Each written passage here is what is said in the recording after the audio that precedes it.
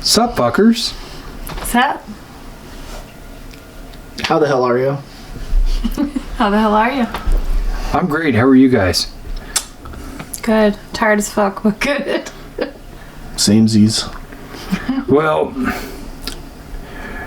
I think it's behooving to have this conversation because I've always looked to you guys because you guys have a great relationship after a quarter of a century of being together. And you can say that's offensive, but it's not. That's an achievement. It is. It's like, yeah. I don't know. We should get like awards or something. You should get a trophy. Or you know what? I got it. T-shirts. You guys should get T-shirts. I know a person. So do I, but she doesn't want to fucking do that right now. But your maybe relationship is now a quarter of a century old. Wow, dude. It's a quarter of a century young. You know, sometime I would really hope that we hit like 50, 60, 70 years. That would be really cool. Oh, but if we hit 70 years, we'd be over 100 and we'd be fucking skeletons. No, not over 70. No, because when you started, right, so you were 18 and he was 21? You'd 22? Be really 22. fucking old. You're the old one. Yeah. So 70 years plus 22, that's 92. Yeah, I'm not gonna make it that long, dude. 92 is fucking Yes, you will. way old, dude. Yes, you will. Your grandpa did. Yeah, we've been together for quite a while. I want to be old as fuck. What did we decide it was? We've been together for 23 years, married for 18 this year. Yeah. This past Yeah, we're September. planning our 20-year trip. Right. We're saving for a 20-year trip. So, Where are you going?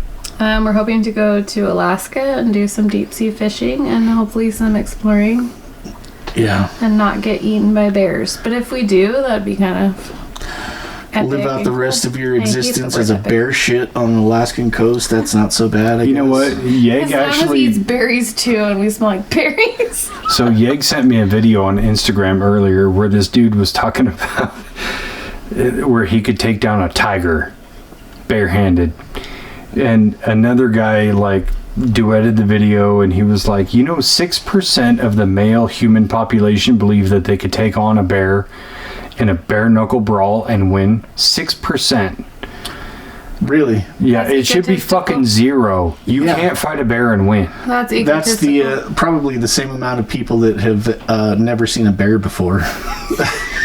Because They never shit their pants when they saw a bear before. bears are no joke. They're like a fucking minivan with claws and teeth. Yeah, That's- Spence knows. He's went hunting for bears. There's There's a bear one, skin yeah. on the couch. Yeah, no, that's 6% of the male population who's beat up kids with Down syndrome and think that they're fucking tough. Yeah.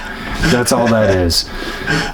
I'm sorry to say, that's the reality. Like, Probably, yeah. Yeah. a man versus a bare knuckle has no chance. No chance unless the bear is already dead. And the bear could probably still win if it just rolled over in the right way. It's true. So, with that said, 6% and chances, you guys have made it for a very long time in a healthy relationship. Is there a secret? Is there something I should know? Or I don't think there's a secret. I do think that Spence and I have like encountered things along the way that really, really challenged us. Especially recently, I would say like probably in the last 5 years, as we get more comfortable with each other and like let our guards down and let our protections down, like things have definitely gotten harder than they've been. Oh, also just the way that the world has changed and always does change, as the world does always. If you're not kind of trying to check in and stay on the same page like often, then you probably won't be on the same page. And the longer that you're not on the same page, the more the story changes probably for both parties. So, I would say. Yeah, yes, I agree. And so the point I was trying to make there is I think in the beginning of a relationship, you're a little bit scared to express things that bother you, express things that you're insecure about, or just things that your partner does to trigger you. So that's what I meant by like our last few years being harder, because we are now more open about those things. We are now more vulnerable with each other. So I think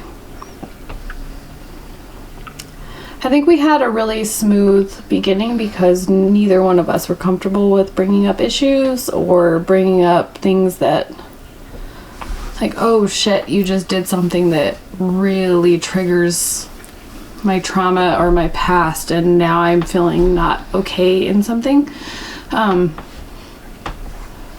So I'm bringing up this hard part first because I think that's probably something that a lot of people do.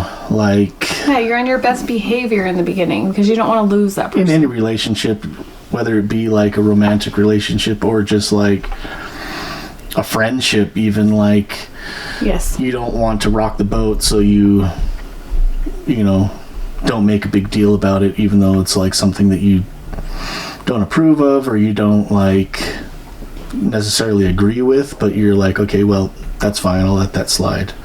Well, and I would say that's the same with any beginning of any relationship, right. Not just a romantic relationship, exactly. But a friendship as well, because you become infatuated with somebody, and especially in a romantic relationship where there's sex involved, or, you know, all these different factors where you go, well, if I say anything, I may not have these things anymore that give me great fulfillment. Right. So I'm going to just shut up and bear it, you know. Yeah, for me, like, when I met him, just to give some background, I came from... So my biological parents are divorced. Reason being that my dad is bipolar and my mom has a lot of narcissistic traits, and they would have like physical fights. So to me, like, bringing up something I don't agree with was automatically going to be a total nightmare. Mm-hmm. So when I was with him in the beginning, if something bothered me, I wouldn't address it because I was afraid that meant the end. And I think that I carried that through our relationship for a really long time. Until I realized, like, no, I'm a good partner and I'm a good wife and I'm a good mother, and like he knows who I am and he values me. So if I speak up to what I need changed, he's not gonna leave me. It's not gonna be over. And I think, like, for me, I probably the first, I'm so sorry, this is really damaging probably for you, but like for probably the first 15 to 17 years, I just didn't argue. I didn't voice what I needed because I was afraid he wouldn't want to work it out. He would want to leave. And that was really unhealthy on my part. So now, like, as I'm working through that stuff and I do voice things, it probably feels like an attack a little bit. So that's... Not really. Well, I think anything you bring up within a relationship of, I don't like this, or I'm not comfortable with this, or this bothers me, it always feels like an attack. And even within an interpersonal relationship that's not bound to romance, it still feels like an attack. You know, even if it's a work thing where, hey man, I don't like the way you do this thing at work or do this thing. It feels personal. Yeah, I think... And it's not. Yeah. It's just design of this person has an issue with this thing that you do, and it's up to you to decide whether you want to change it or not based on the value of that relationship. I think the hard part is like, so many people will let things slide. I'm guilty of this myself. Like, something that somebody's doing is bothering you, but you're just like, okay, whatever. I can just kind of avoid that, like, until the point where, like, you're getting so much of this, it's like, okay, I can't avoid this anymore, and so you just kind of... You're building resentment. You boil over and kind of just explode on a person, like... We've done that before to each other. Yeah, we've done Both that before. Both of us have. And it's like, I've learned now that, like, when that happens, and most people do this too, is like, instead of like voicing your frustrations, you just start attacking, like, and so you're just like in attack mode and just like saying the meanest shit that you can think of. Oh. No, I've never been there. I've never done that. Oh, you know, ever. Yeah, we all have. And so it's like, for me, now it's, and she understands this about me, is like, if something's bothering me, I'll kind of just go quiet, like, okay, I can't talk to you right now, and then I have to leave here for a little while and kind of get my head straight about what I am thinking, and like get the pot to stop boiling. Yeah. You know what I mean? But can I step in? Yeah. So I think for both of us, I'm going to speak for you here and correct me if I'm wrong, but I think for both of us, like, the examples we were given while we were growing up was, if you fight, this is the end. And it's like, I'm mad at you, so I'm leaving. Mm-hmm. I think we both experienced that. There was never an example of, like, I'm mad at you, so let's sit down and argue and hash this out and fix it. So I think for both of us, like, when he would bring up concerns and I would bring up concerns, I think it was like, we're fighting now, so we're not okay.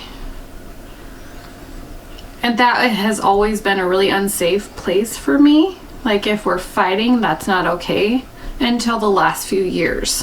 Mm-hmm. Because now I'm like, I'm fighting because I want this to work. Yeah.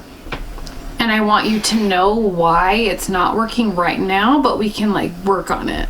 And I think for me, like, as I was evolving and learning about myself and learning about how the examples I had were wrong, I'm like, fuck, I love this guy. I want to fight for him. Like, I'm going to talk to him about shit, and I'm going to bring it up so we can fix it. So I think that was something that we really needed to learn. Definitely. And that was a really big thing. But we went through some really hard shit. Like, I would say early in our marriage, we got married in 2006 and we had our first child in 2008. And that was picture perfect and great. But then we had twins 2 years later. And I went into preterm labor multiple times. And I was hospitalized on hospital bed rest. So we had only been married for a couple of years. And I think that was our first big disconnect. Yeah. But it was just because it was like... We didn't know how to handle that emotionally, either one of us. So much going on, and then, like, after being together, I mean, we were together for 7 years at that point. I think six without kids. I think we had a lot of time without our kids. Yeah. And we were tight, like hella tight. Like, he had pregnancy symptoms when I was pregnant. Like, he was morning sick. Sickness. It was pretty, he really did. It was weird. Pretty gay, dude. Like, we were really connected, though, in that way. Like, I would puke and he'd be like, I just puked to work, and I was like, oh, I just puked too. Like, we were really connected in that way. Yeah. So I think the twins were our first, like, big disconnect. Yeah, and like I said, it was like, so she was working full-time, I was working full-time, and so it was like, after she had the twins, it wasn't long before you went back to work, right? It was, well, we had, just maybe background. With just a background, I had an asshole boss who thought that, so we had the twins at 24 weeks. They were in the NICU. My boss called me and was like, hey, your kids are in the hospital, so you should just come back to work. Because you don't have them home yet, so why should you be off? Meanwhile, we're going through, like, surgeries and brain bleeds and major shit. Like, we don't know if your kids are going to survive. Asshole. Asshole. You can say his name. Asshole I'll tell It him. was a woman, which is even worse. Because she should have known. What a cunt. The C word. I saw that. That's terrible. Yeah. Yeah. So, anyway, so I got pressured into going back to work. Oh, I have a whole podcast about this, but it's a whole thing. But we went through all of that, and I had to go back. So we had one kid in one hospital, one in another, a 2-year-old at home. We're both working. Shit was fucking chaos. And I think that was our first time where we really felt like that big disconnect. Mm-hmm. And it was scary. Because you obviously, like, you married that person. That's your person. Yeah. But he's processing almost losing me and 2 kids, and what the fuck is happening? And I have to support our family because everything's falling apart, and I almost lost my wife and my 2 babies. Yeah. And I don't know what he's going through in that time because we haven't really talked about that still to this day. But, like, I know that was really hard for him. And it was hard for me because I was like, I have a 2-year-old at home who I cannot see because she wasn't allowed in the hospital. I didn't see her for 2 months. My world, my joy, my whole life, I haven't seen her for 2 months. Mm-hmm. And he's trying to work and take care of her and check in with me. And, like, I know that was a lot on him, but we never, like, really connected on that. So I think that was a huge disconnect. And then when I got out of the hospital after I had the kids, I never was home. I would be at work. I'd spend time with our daughter in the day, and then I would go to the hospital all night long, and I would sleep in chairs so I could hold our babies. And he was like, well, we still have one at home, and he wanted to be with all of us, but he couldn't. And so he was just like, okay, you're gone, so I'm gonna hang out with our oldest, you know? Yeah. So there was like a big disconnect, because although he was still so important to me, it was just like your mother instinct clicks in a way that I can't even explain that. It's like an animal instinct, and you just want to be there for all 3 of your kids. And, like, unfortunately, your husband is not in that window. Mm-hmm. It's not that you don't care. It's not that you don't want him to be. It's just like it's capability. Your mother instinct is just like our babies. Yeah. Well, that was, from my perspective, it was like I'd go to work and then get off, go pick up Izzy, and then, like, you'd get off work. You needed to go and, like, pump and take the milk up to the babies. Oh yeah, I was a milk cow. I had to pump every 2 months. She was pumping every like 3 2 gallons hours. a day. Jesus Christ, literally a whole gallon of fucking milk for these 1 pound babies. Yeah. What were the hell? What? So I was like, okay, well, I'll take care of Iz, take her, go home, get her situated, maybe be able to talk to you on the phone for a minute and then go to sleep. But we didn't even do that. But it was like 6 months of just like pure running, survival mode. Yeah. So since you mentioned that even to this day you guys haven't talked about it, does it feel like a sore subject for you guys, or is it something that you guys... It's something I'm working through in therapy still to this day. But is it also something that you kind of go, we all just did what we had to do at the time? Yes, I agree with that. That's my perspective of it. I mean, I didn't blame her for any of it. I didn't blame anybody for anything. It was, this is the situation, and this is the best course of action that we can take right now. There's nothing really else that we can work out to, make things work. So this is what it is for now, and it'll get better soon, hopefully. But for now, let's just, Yeah. Did you feel the same at the time? You grab that side, I'll grab this side, and let's just... I felt his support, but it took me years to get over it. I would say sometimes, if I'm emotional now, which tells me I'm not over it. But on our relationship standpoint, I know that we're okay. He doesn't blame it on me. Mm-hmm. But it's just... Damn it, why didn't you just keep on being pregnant? Yes, exactly. Fucking loser. They had you upside down in the bed. Just stop pushing. 14 hours of that. They pumped you with Pitocin 17 times. Can I tell you a story? He was telling me about when the twins were born, about the C-section, and how it was like a small incision was made, and the doctors were just like ripping it open while they were talking about golf. His face was the way he expressed it to me. I was just like, I looked back at him. Yeah. I looked back at him. I like relate to your story. I like looked back at him because I could feel the tugging on my body, and I was like, I'm not okay. Is he okay? And I looked at him like for support, and he was as white as a piece of paper. And I'm like, you know those he's movies, brown. Why is he white? Yeah, you know those movies where you see like the mother giving birth, and then the husband passes out or faints. Yeah, he was about there. yeah. My knees were kind of like doing He that was shifty so- thing. He was. But it was so like white. they're sitting there talking, and they My make the guts on the incision, table. and they're just kind of tugging one side and the other, making the hole bigger. Reach in, like grab some of her guts and like pull it out, and they're just like not even looking at what they're doing, just kind of Talking about the weather, whatever they're talking about their playlist that they have up on their thing, like Talking about their podcast. yeah. And so I'm like, They didn't care. and she's asking me if everything's okay, and I'm like,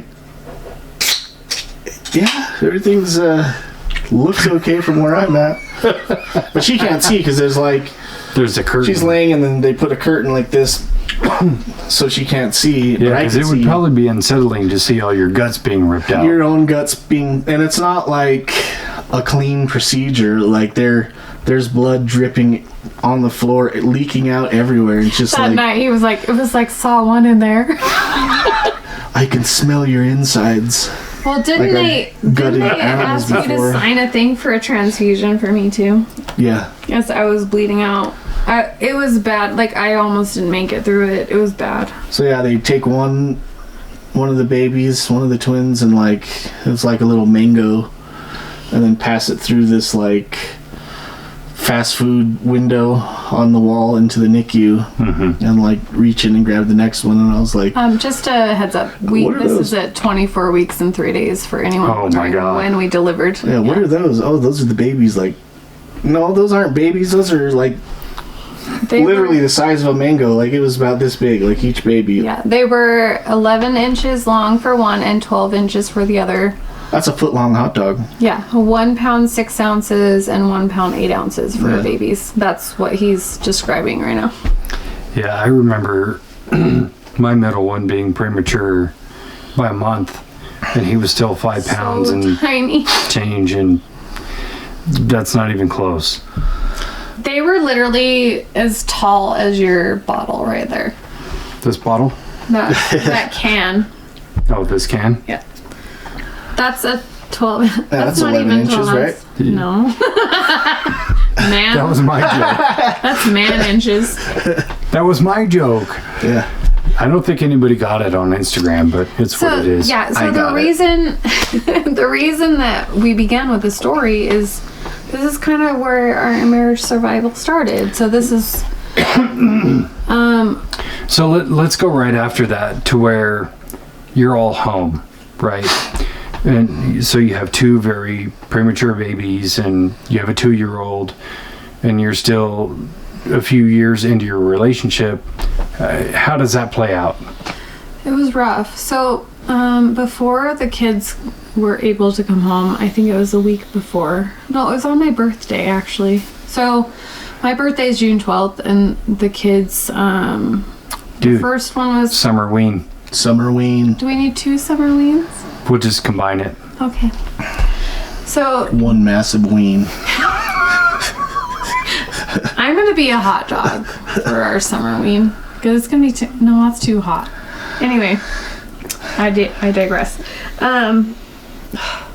You just pull my ADHD right out of me. So we knew that Nasaya was probably gonna be coming home soon because she was doing good. She was gaining weight and mostly taking bottles. So they were like, okay, she's gonna come home soon. And it was my birthday, and so Spence was so cute, and he like planned to get a babysitter, and he like planned this whole date for us, and we went out to dinner and stuff, and he like gave me a whole massage, and it was so cute and awesome. And it was like this good moment of like reconnection after all of that hard shit that we went through. I don't know if you know how much that meant to me. That was so cool. I love that so Do you know how much that meant? That was just like the best time. That's really stressful. Like, as a mom. I was trying to show that I was there. So you also got some too. Anyway, it was awesome, and he like really like planned a really special date for us, and we went out with his brother and some friends, and it was really awesome. And then probably 2 weeks later, one kid came home, and the next week the other kid came home, and then that week the original kid was like, what the fuck is happening? Can we take them back? No, she was like, can we take them back from the hospital? What did she ask? How many babies are there? Because we took her to the NICU, and she's remembering seeing like 20, 30 babies in the NICU, and she's like, how many babies are there? She didn't know what's going on. Yeah, it was hard. I can see it even at this point with Iz being like, can we still take them back? Yeah, is there a refund? You got the receipt for these things? She does still want to take them back. I mean, they comparative to like twins are hard. Anybody that has twins out there, good luck. Couldn't imagine. Because twins are hard. You think about one baby. Pregnancy's hard, and then the birth is hard. And it's like growing them is hard. having a baby. All of it. When they're a newborn, and then like the baby wakes up like every 2 hours, shits their pants and wants to eat, right? Every Just like hour, every 2 hours, as they grow up, whatever. When you have twins, it's not like they do that at the same time. Yeah. So it's like every half hour one shits and then wakes up crying, wakes up the other one who starts crying and then shits, and then they will both want to eat. So it's like and then constant, your 2-year-old is like, what's the half noise? an hour, Like, half an hour, and so it's like, Jesus Christ. yeah, we're taking turns. But we were tired. I think the thing that really helped with us was that they, unfortunately for them, but it worked out in our favor. They had to be, they wouldn't take a bottle, so they had to be tube fed, and so they had a feeding tube that went up their nose down into their belly, and so we just hook up a syringe, fill that syringe with the milk, and then they would just lay there, and it would slowly go into their stomach. So it's like, okay, they're awake, change diaper, fill up that tube, hang it on their crib, and then go back to sleep. And you have to really wait for them for the most part. You have to like stay there in case the tube comes dislodged and it chokes them, but like you could just kind of chill in the room. Yeah. So it wasn't like trying to feed a baby and trying to, But if the tube comes out, you have to reinsert it. So that was the whole thing. We had to be trained on that procedure. That was the whole thing. Yeah, it's like a 20-inch long tube. What's that, 20 inches? You have to like measure your baby's nose and then down to their belly. And that's and then you definitely look 20 at inches. the tube. And you have to like look at it, and you have to like feed it down their nose. Shove it up their nose and feed it down through their throat. And then you have to put a syringe on it and like pull. And if you don't get stomach contents out, then you're not down far enough. So you have to like put it down more. He was describing it to me one day, and I was just like, It's super sexy. It's great. I couldn't imagine having to do that. That would be horrible. And it was, as they got older, they would did like that though. What are you talking about? No, I mean, on like yourself? on myself, yeah. Well, we might have to. It wasn't as bad having to do it on somebody else. So, I mean, doing it on a baby is horrible. Long story short, we went through a lot of shit with the kids, and like during all this time, like as they got more stable, his brother's wife and his brother were like, "Hey, we are physically drained, and you are physically drained. Like, let's trade kids every weekend." And so that's kind of where like things got better for us. Yeah. Like we went through because we were always so solid, obviously. That's why we got married. Like, we were really happy with each other, secure. Like, we had fun together. Like, we had a good relationship. And then all of this happened. I think that's important that we went over that. And then, like, we decided, like, after all this, like, let's help each other out. Let's, you know, trade kids. Let's do date nights. And so I'm not saying this is wrong because it was really great, but like we would go to dinner at first and then we'd come home and like, I'm like, I really want to just like have sex with you, like, and reconnect with you physically, but like we were so full. Mm-hmm. And so we just wouldn't do it. Overloaded on unlimited breadsticks from Olive Garden. So then it turned into... Shouldn't have ate that third plate of pasta. What a dummy. So then it turned into like, okay, let's drink first, and then do our thing, and then go to dinner. And then we're like, we're too drunk to drive. So then it turned into like, I'm not even hungry. You want to just bone? Like... But I think... You're such a romantic. But after, it wasn't romantic. It was really primal. It was. But I think after the primal thing, when you get that like physical need met, you can really like connect with your partner on a different level. So like, you're saying post-nut clarity is a real thing? It is. Once the baby batter's left the brain stem, you can actually have a conversation. Yeah, it's true. What do we call ours? Once the egg... If your girl comes. We'll think about it. Which I usually do. 99% of the time. If she does too, like, that's a good time to, like, have good conversations because you're not stressed out anymore. And you like just met each other's needs, and you had a physical and emotional connection with each other. So I think like that was kind of where our whole thing started. So we started doing that all the time, like every 2 weeks, and then we moved out here, and we didn't really have that anymore because it was like a 30 to 40 minute drive to trade kids. We still did. Well, we did, but it kind of changed with our work, like as we changed work schedules. Kind of, but it was, after that, it was like once every 3 weeks. Something like that, because it was always on a certain day. Mm-hmm. Because I had to work Sunday, and we both worked Sundays, so we had to like cover the kids because they were younger. Yeah. So let me ask, was there a point between the twins being born and in this point you're talking about where either one of you was like, this isn't going to work out? Like between us? Both of you individually? No. So it was just like a straight up decision, I'm in this for the long haul? It was never an option to quit. It's still not an option to quit. Yeah, it was. I never really had those thoughts. I always just felt like it was always just like I've described before, like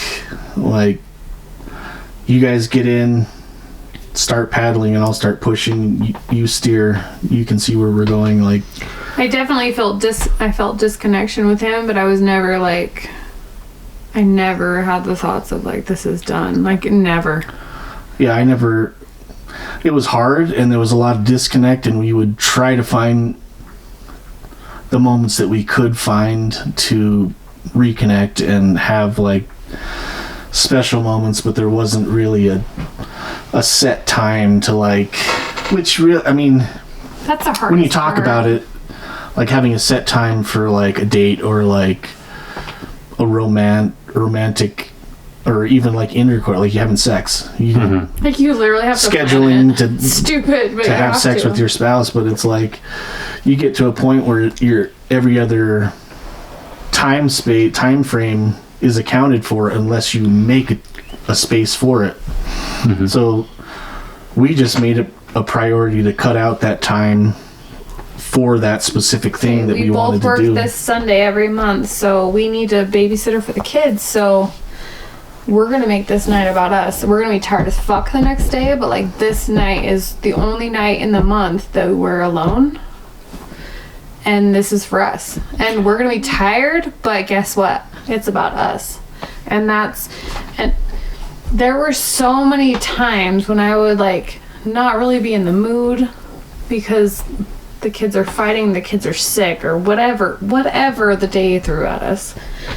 But after like, and sometimes I would get them dropped off like 30 minutes before he would come home, and I was like, oh my god, I look like a dumpster fire right now. Like, I haven't showered, my hair is crazy, like I look like a dumpster fire walking in from 12-hour shift in the heat, so I was like... So this crossover on your Sundays happened while you were working at Hexel? Yeah. Yeah. Okay. And I was working at the airport as a bartender and server. Yeah. Too. So it first started, the date night started before, and then it kind of transformed into... This is the one night a month we don't have our kids, so let's make the most of it. That's kind of... Yeah. At Hexel. It kind of happened, like, accidentally. Because I worked every Sunday morning there because it was, like, really good money for me. Mm-hmm. And then his short change would fall on a certain week every month, and I was like, okay, you're not home and I'm not home, so we have to get a babysitter. Yeah. So that's kind of how it started, and then it kind of happened on accident. Like, we were like, oh, kids aren't here, you want to play? You know, and then it just like turned into this whole thing.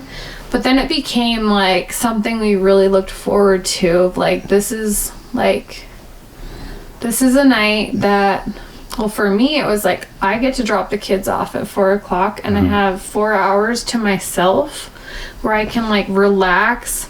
I think I did this for you as a surprise the first time. Yeah. I was like, shit, I've been in the bathtub for 2 hours and I'm feeling like I just want to connect with my husband, and I got out and did my hair and put on makeup and put on lingerie, and I was like, shit, I'm gonna surprise him when he comes home. And I think it was like, his reaction was so awesome that I was like, okay, we just have to do this. Like, we just reconnected super hard when he got home. We connected super hard. All the way to the bottom. But I think it was just like one of those things that we didn't even know we needed. Well, and that became sorry, that became kind of a fabled thing at work, you know. Well, because we want to help other people. Hardcore sex night. Yeah.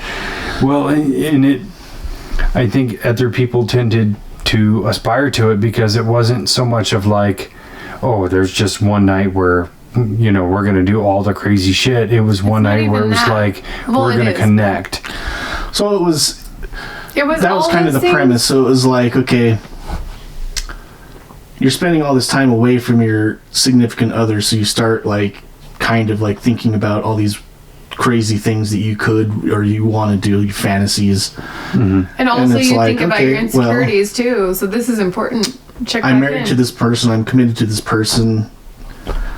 If we could just share the things that we think about and the things that we want to do, and then just do them with each other on a night that's like, okay, we've separated this night, we have this space where we're going to reconnect, let's work on all these things.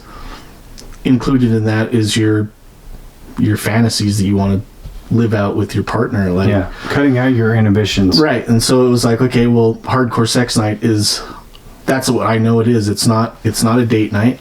Mm-hmm. It's first and foremost physical. It's a physical night. I'm gonna go home and meet all my spouse's physical needs, and she's going to meet all of my needs, and we're going to talk about the things that we want to do and how she could better meet those needs and how I can better meet her needs. Tell me all the things that you want me to do, and I'll tell you all the things that I would like you to do, and then if we're okay with that, then we'll do them. If not, then you can touch yourself, I guess. Well, and there was a lot of stuff. It always starts like that, and then like after that moment of like physical passion is gone, you've already connected on this high level of, you know, that energy intimacy frequency of being like, this is what I want you to do, and I need you to So you've already lost all your inhibitions, and then you're just there with your spouse, and then talking about, oh man, that was great. Yeah. And then it just goes from there into talking about the deep things that are bothering you. And I think we've had some of our most like intimate conversations after those moments too, because when you allow yourself to be open sexually in that way, like opening up like your fantasies and stuff, and we got really sometimes really like way more open than we ever thought we would.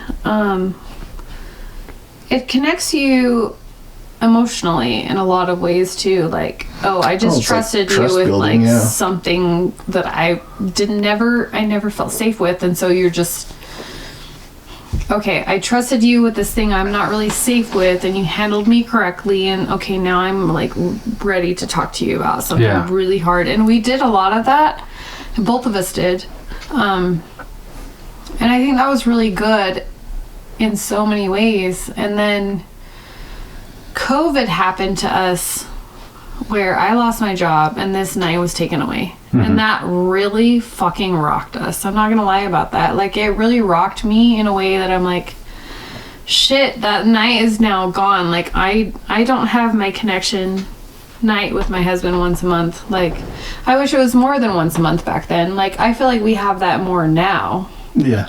More than once a month. I feel like it's like a couple times a week now because we've evolved in that. I feel closer to him than I ever have right now. But I think when your kids are young, you're literally in survival mode. So the once a month is enough. But I think as your kids get older, even if a lot of couples don't have kids, but I think if you're not doing these regular check-ins with each other, you're gonna lose a lot of connection. Well, I think that COVID was hard on a lot of people, most people actually, like especially so hard. Relationships where you're used to spending all this time away from each other, and then all of a sudden you're thrown into the house and you can't leave. Yeah, that was weird. That was weird, right? That was extended amount of time, and you're not used to that, and so it was like trying to get to know the person in that space for that amount of time. Yeah, I want to touch on that too. Like, when we first became parents, we were always together all the time. And like, we like had the same, this is so like this part of the COVID thing. So we were always together with our first one. We raised her like together. Everything was connected. We were always together all the time. Like, we had a little bit of a separate schedule. Like, I worked, I think, 3 days a week. And then we would just, you know, he worked around it. But we were together a lot as a family. And then when he went to the job he's currently at, like, you guys are gone for a lot of the time. And I was parenting our kids in my own way, 3 weeks out of the month. And then when he got laid off, it was like, okay, well, this is my dynamic, and now you're popping into my dynamic, and we're not agreeing. And it was really a weird thing. Like, I don't think that we necessarily disagreed, but I had my way and he had his way, and they weren't vibing. Yeah. And it was definitely just different. Like, because I'm so used to parenting on my own after... What was that at the time? 6 years? 5 years almost. 5, 6 years. 4.5. Like, I've been parenting my own way for so long, and then he's jumping in too to help, and he's trying to help me, and like, we're trying to help each other, but it was just different the way we did things. And we're homeschooling, which we've never done. Yeah. I'm starting a new business because my career has dissolved. I can't work in my bartending and restaurant anymore, and I'm trying to like make money for the family, and there were so many new things. It made it really hard for us. Yeah. So with that said, I think every individual person has a different style of parenting. And I know even for myself, with, you know, other people I've had children with, where our style of parenting didn't mesh. How do you guys mesh yours together? I think we're very similar. In a lot of ways, but different. I think that we just agree that trying to teach them to think about what they're doing and why they're doing it, and like just think about it like something they're doing if they think it might be wrong, right? Think about the consequences that are going to happen, and if you want to accept those consequences, go ahead and do it. If you feel those consequences are something you don't want to deal with, don't do it. It's pretty cut and dry. Like I really push like how are your actions and decisions affecting other people too. Like I'm really like hard on that. Yeah, those two lines are very parallel. Yeah. Is there ever a moment where you guys reach kind of an impasse where one of you has to go, I'm just going to let the other one handle it? All the time. All the time. Yeah. I think I'm a more patient person than him. That's not a jab at you. No. I think I'm definitely... No, it's a man thing, for sure. No. Well, I have my moments where I'm fucking impatient. I mean, we have 3 daughters, and, he's like, and it's like... Kara, calm the fuck down. Like, he has those moments where I'm losing my shit. And he tells me to calm. But I also have those moments where I'm like, you need to walk away. I'm going to handle this. Like, we both have them. In most scenarios, men approach something from like a logical standpoint, and women approach something from an emotional standpoint. So it's like, okay, do this, this, and this, and it's like, that's it, and the emotions come in, and I don't understand that, and so I'm like, why are you crying? What's wrong with you? And then so she's like, okay, take a step back, let me handle this, and it's like, I don't get it. I understand that. Yeah. All I said was do this, this, and that, and then. But sometimes, I'm not blaming anything, but I'm going through my own hormonal changes, so I'm fucking crazy. And so sometimes, like, I have to, like, I'm losing my fucking shit for no reason, and he's like, Kara? Because I'm going through my own shit right now, and he's like, menopausal lady. Like, you're really warm right now. Why don't you... No, it like step outside in the cold November winter. It's like my logic is gone. Yeah. Like, and I'm going through perimenopause, which is like puberty in your 40s. It's so fun. In most situations, we tend to balance each other out in the difficulties of child rearing. But I think we're not afraid to step in and like intervene with each other. There have been occasions that it's like, okay, well, I think that this one of us can handle it better. Yeah. Differently, or maybe you should go talk to the principal because I'm going to lose my shit and throw a fucking desk through the window. That just happened this week. So I almost threw a desk at the window. How do you guys approach that situation where it's like, if one of you knows the other one is going to overreact or be overbearing, how do you approach it in terms of, like, let me handle it? I think we kind of know each other enough to know who is the best person to handle something. Yeah. We try to... If I'm, like, feeling overwhelmed, I will say, I need you to step in. But I won't ask him that if I know it's something that he is going to feel very emotional about in a way that he can't control. Yeah, because I have a problem with that. Oh. I'm like the Hulk, just angry all the time. Just big and green. It's nothing against him. It's nothing against you. Like, I just know there's certain things that when it, like, if it's something with me or the kids, he's very protective. So, sure. Like, for instance, this week I had a special ed meeting with the school because things aren't being handled properly. I know that he would have handled that in a way that would have been really aggressive, and we would have gotten nowhere because that person probably would have shut down. So I went in and handled that. But if I felt like that meeting didn't go well, I would pull him in. Yeah. For that aggressive factor. To be like, fuck you, handle this. But I am aggressive enough to get my point across and still be like... Have a competent cordial. level. Yeah. She's way more better at talking words. Well, I've been in the service industry for a long time. I can We had a handle package assholes. that was not delivered correctly, and I called the UPS office and told them I wanted to talk to the top retard in charge. I'm much more. Were they like, idiot? He started laughing, and then Cara snatched the phone out of my hand. He's literally like, I cringe when I read his reviews of people, but yeah, I feel the Reviews? same way. Wait, hold on. You can't just gloss over that. Reviews of people?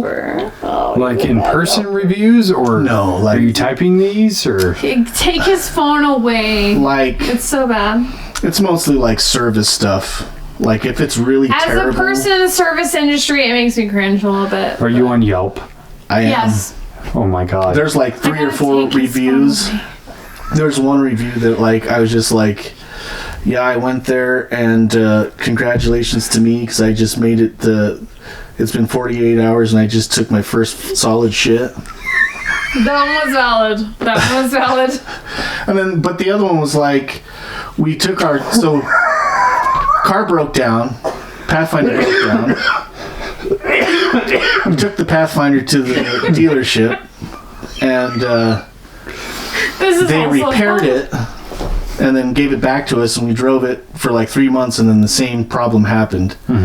So we took it back. It was like $5,000 repair. They stole my credit card out of the glove Took box it back. They stole the that I didn't know was there.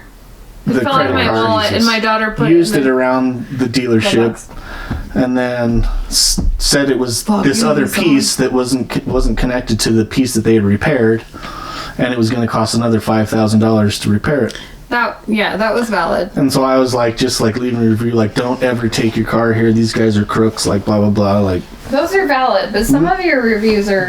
I've only reviewed like 3 things, and it was totally most like 2 of them are super funny, and the other one was just like warning people not to go to these people because they're going to steal your credit card. That's fucking awesome. So yeah, I have been a Karen before on Yelp, but only like 3 times. Fair. But I'm an arrogant prick. What can I say, dude? I don't think I would ever classify you as that. So, since Kara's going potty, for you as a husband, what is the hardest part about keeping your relationship going? I mean, not in terms of like not keeping it from ending, but how do you keep it thriving? The thing that I struggle with is just remembering to be present when I'm here, and then also like trying to engage while I'm not here. And that's the thing that I struggle with, because like when I'm at work, I'm dealing with work shit. Yeah. And it's 12, like we work long shifts and they're a rotating shift, so it's like, 12 hours on, 12 hours off, days, nights. And so it's like during day shifts, I get home and have like an hour before I go to sleep and then do the whole thing again. Yeah. So it's like Cara said, it's like she's a single parent for 3 weeks, and then when we get our long change, then we spend time together. But like trying to stay engaged with like texting and seeing what's going on with the kids, seeing what's going on with Cara, are you okay? And that's the thing that I struggle with the most.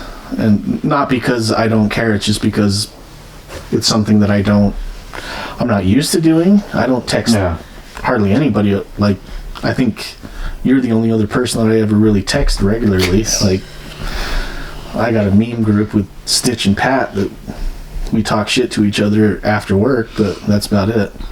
Can I chime in here too? Well, I was going to ask you the same question when you got back. So, as a wife, how do you I'll go potty now. help keep the relationship thrive? I'm just gonna like chime in on what he was saying. So, like with you guys' schedule, I think, God, like all the time, like I'm just thinking about like how is my partner okay and how is he doing, and A little bit closer. sorry. Like all the time, I just want to check in on him, But I remember, like, my dad just saying that when my mom would reach out to him that it was annoying and overbearing and controlling, and he didn't like it. Mm-hmm. And so I find myself not doing that with him because I'm a worried person. Like, I think he's gonna not like it and he's gonna find distrust in it, and that he, you know, that's just annoying. So I don't do it as much as I want to. But I also, like, I'm starting to realize that Spence needs that. Yeah. And as somebody who works the same schedule, I can attest to say that, like, that kind of reassurance of care. Yeah, but goes a for long me, way. like, I was raised like, that's annoying if my wife is constantly checking in on me. That's annoying. But I think that happened because my father cheated on her a lot. Like, he wasn't. So, like, for me, like, that's in my head. Like, if I'm constantly messaging him and constantly checking on him, that's annoying to him. So I just kind of didn't do it, but I'm realizing now, like, that's something that he needs from me. And it's not annoying, and it's a positive affirmation. Yeah, but I was raised that you don't check in on your spouse. You don't ask them where they are. You don't ask them what they're doing, because that's annoying because you don't trust them. That was literally... It's only perceived that way from the people who are untrustworthy. Yeah, I was just going to lead into that. My parents cheated on each other constantly. Mm-hmm. So that makes sense to me why that was annoying for them. And that's why I don't do that. But in my mind, like, that's just how I'm programmed. So now, like, now that I'm mature in my relationship and I understand, my partner's not cheating on me. He needs me to check in on him. I am now. With Charlotte. You hoe. Clarita. Segue. Where were you Tuesday night? Working. My boss rides me real hard. How hard was it? We'll talk about that later. But anyway. That was about 9 inches. We're talking about communication. Oh, yeah. You horny motherfucker. Wait, I'm the horny motherfucker. Anyway, yeah, that's why I don't, like, I haven't been the partner that, like, checks in, and I think that's really hard for him, and I'm just realizing that, like, I've never checked in with him. Like, he used to perform, like, after we had the kids, well, he was always in a band. Like, he always would go out to bars and perform all night long, and I would usually go with him, but when we had the kids, I stopped. Yeah. Obviously, I have to be a parent. But I didn't check in with him to see where he was, how it was going. Like, I didn't tell him how it was going with the kids. Like, I would have nights where I was, like, having food poisoning and puking my guts out all night, and I would never reach out to him. And I think he definitely took offense to that. Like, why aren't you telling me that you're not okay? But in my mind, because of my parents, I was like, if I reach out to you, that's annoying, and that's controlling, and that's that I don't trust you. Yeah. And so I just never did it, because in my mind, reaching out to your partner when they're away from you is distrustful. And so I never did it. Mm-hmm. And now, like, with our schedules now, I think that's made him feel like I don't care about him. But that's not the case. That's just, like, something I've been programmed with because my parents were reaching out to each other, but, like, what are you doing? I don't trust you. What are you doing? What are you doing? What are you doing? What are you doing? Well, I think everybody's first initiation towards love and relationships is their parents. Well, yeah, we've never talked about this. It's something I just realized, like, within the last 3 weeks.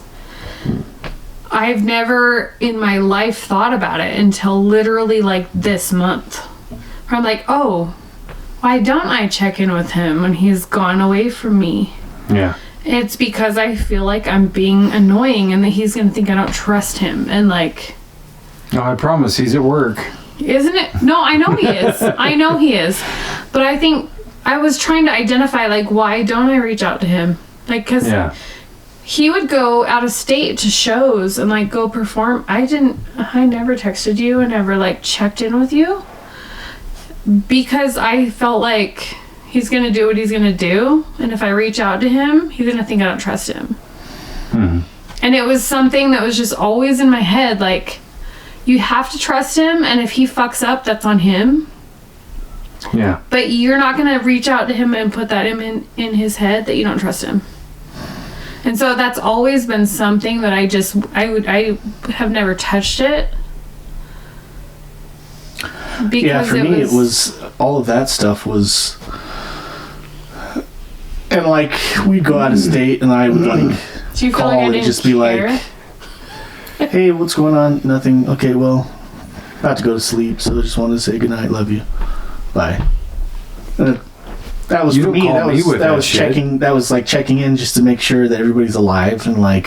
But I wanted doing to well, reach but, out like, to you more, but I didn't. I didn't ever feel like you were neglecting me, you know, in that time. But then I was left there hanging, like, what's he doing? Is Yeah. everything cool? I was just I like had it geeking my out that own- we were gonna play a show at this cool But my place. own like, I could Securities. totally see that, 100%. But my own insecurities are like, I'm home with 3 kids and he's just out there having the time of his life and we didn't Yeah. communicate. Yeah. you see me geeking out at the Benson Grist Mill, like we're about to walk through this place all alone in the dark. Hold my hand. But we were in our 20s. Like, that was different, you know? Like, now I know. But back then I was always worried. But I never said anything. Yeah. And that's what I think is so cool about us now, is like our communication. I think in our 20s, we were trying to keep things safe. We were trying to keep things cool. We were trying to avoid arguments. And there were arguments that were there, and there were definitely times that were like, okay, well, you don't want to do this. Well, should we just break up? And it's like, But that's so again, immature. that's just like the anger coming to the surface, and Well, like, and it's the laziest way to go about it. yeah, But we didn't know any better. Well, and a lot And of the people fact don't. that we didn't give up on each other through that is so good, because I think so before we break up, let's do some sex and then get a burger real quick, and then but we'll we talk never about it. talked about but we didn't talk Post about nut and post food clarity. but we didn't really talk about stuff like we do now. No. So let me ask, let's go one at a time. We'll go with you first.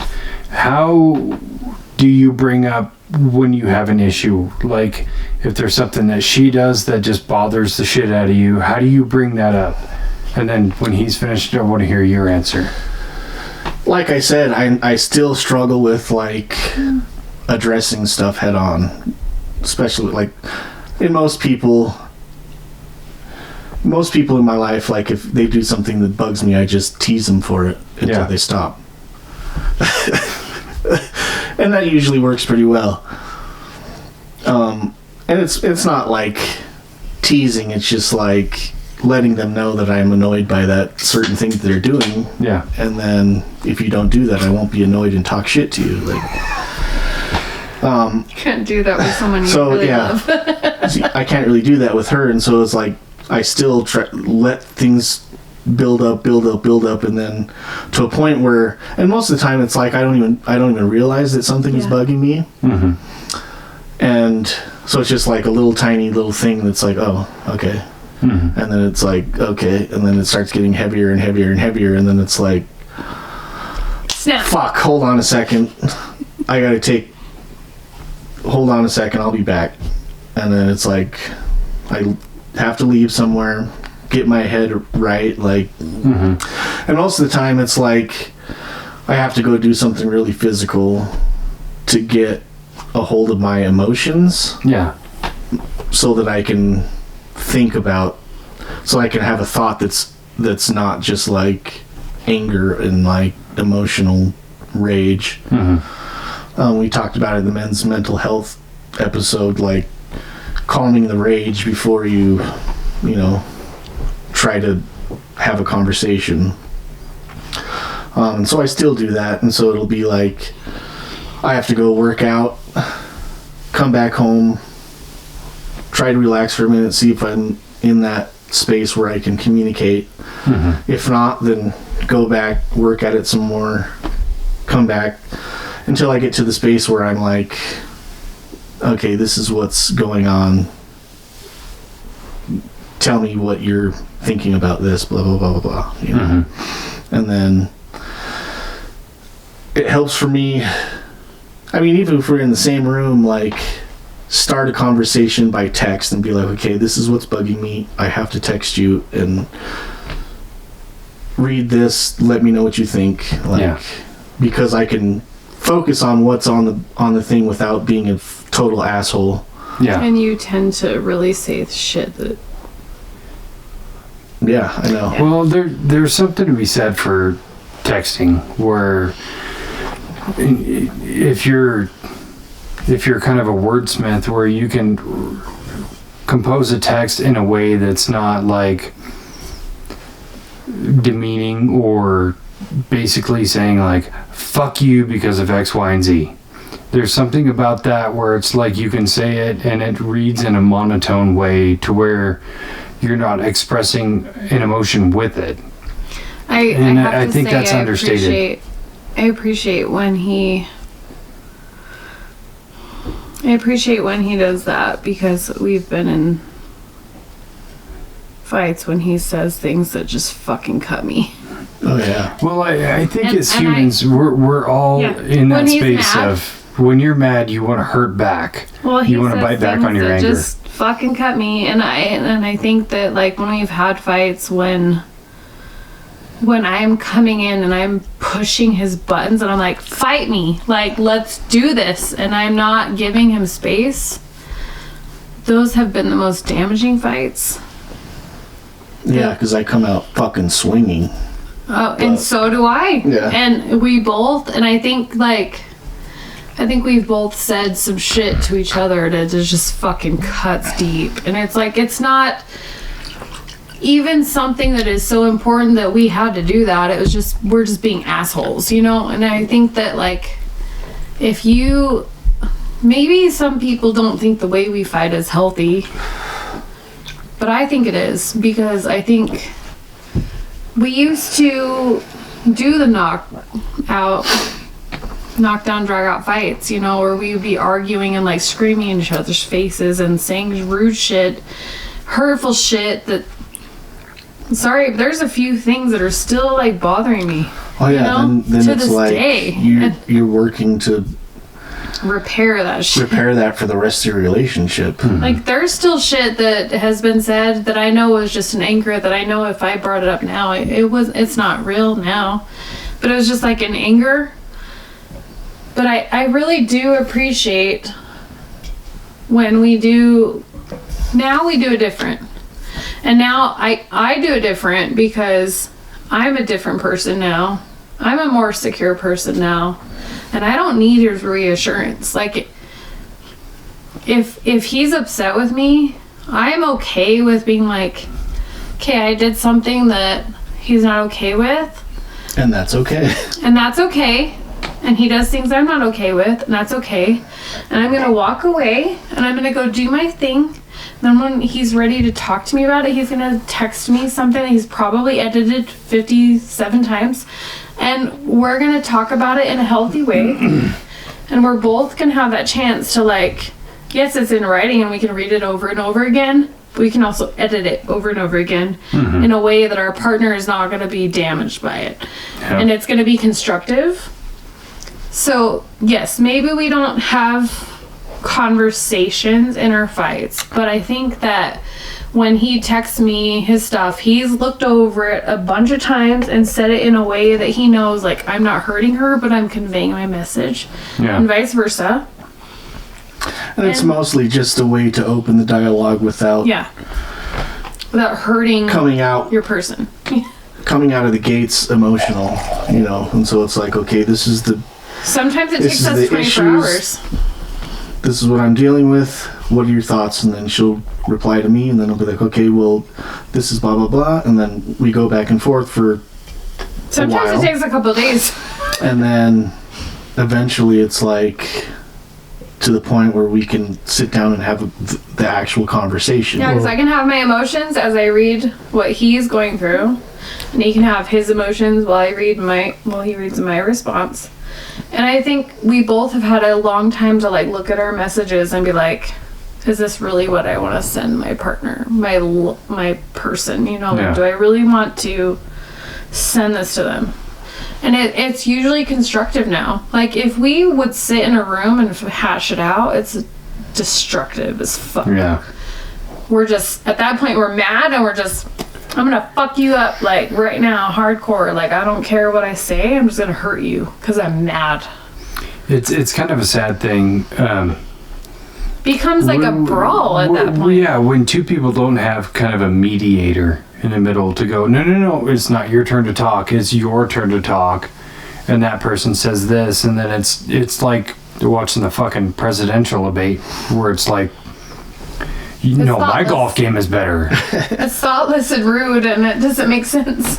It is, and that's why I like having text and space as a mediator personally, where it's like, okay, I'm going to send this text, and even if I don't proofread it or edit it, and I say my most raw emotions, even if I don't mean them, where that other person can read it and take their time to reflect, and vice versa. I think that's a very meaningful way to open that dialogue between two people versus trying to just battle back and forth, and Lord knows I've sent my fair amount of texts where I said a bunch of shit I didn't mean, and it's just like... And that person can read that over and over again. Yeah.